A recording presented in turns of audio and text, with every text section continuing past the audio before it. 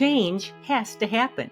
There will be highs and there will be lows. There will be both. There will be discomfort. And the thing is you can choose what your response to discomfort is.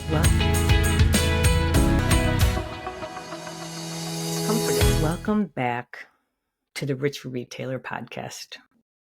And friends, what if the only thing standing between you and your next level of success was your ability to handle discomfort? I think about it like how if you're watching on YouTube right now, I can remember having my hair up earlier today and it was bugging the heck out of me. And I was like, oh my gosh, I didn't know how it was going to look when I took it out. And so I remember just thinking, I want a scissors to just cut this right off. But that would have been bad. So that result would have been bad, right? So, but look at how it ended up coming out fine. This topic about the ability to handle discomfort, a while ago now, I had chose it as our theme for our spring client CEO retreat. And honestly, it was divine inspiration. It was just after the election and there was all this stuff going on. And what I want you to know is that it does not matter. Your politics don't matter. It doesn't matter which side you claim. We are all navigating new levels of discomfort. This is more true than ever. Things are less comfy.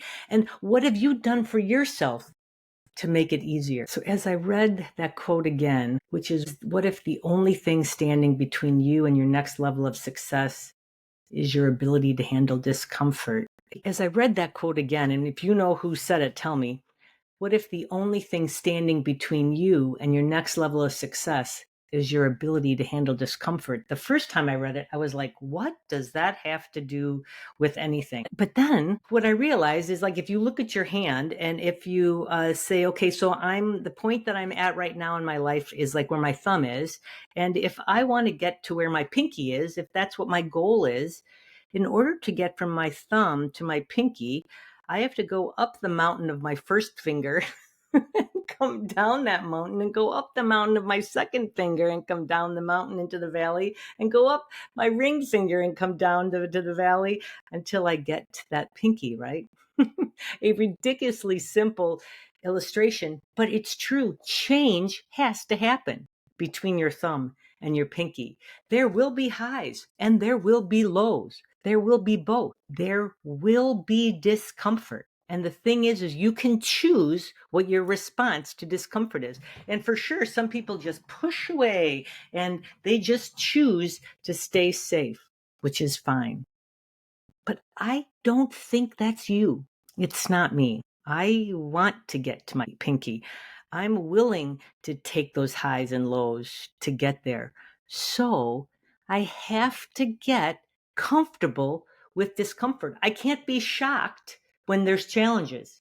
I can't be shocked when things are uncomfortable. And I know that I am more comfortable with discomfort now than I was before. That is a super bold statement for me. I'm the girl who lives in the house that she grew up in. I've only lived in like 4 places, including college, my whole life. Like, it's crazy.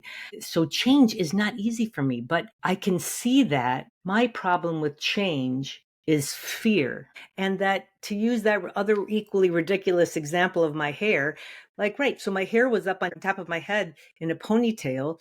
And when I took it down, I didn't know if it was going to look good or bad. And so that's the fear. That's the fear of change. And I can clearly see now how I've been holding my business back because of my fear of change. But yet I would tell you all day long that, oh, I want to go from my thumb to my pinky for sure. In fact, I hear store owners say this all the time too. Oh, it's all pretty good when you ask them how things are going. I mean, there's a few things I want to change, but overall everything is fine.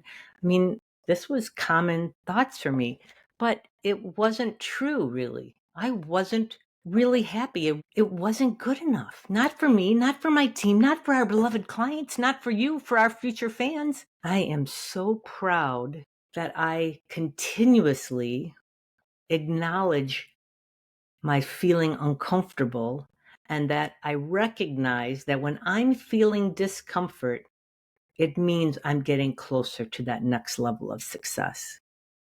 I have to tell myself that. I am proud of embracing that new level of discomfort in order to handle a new level of expansion.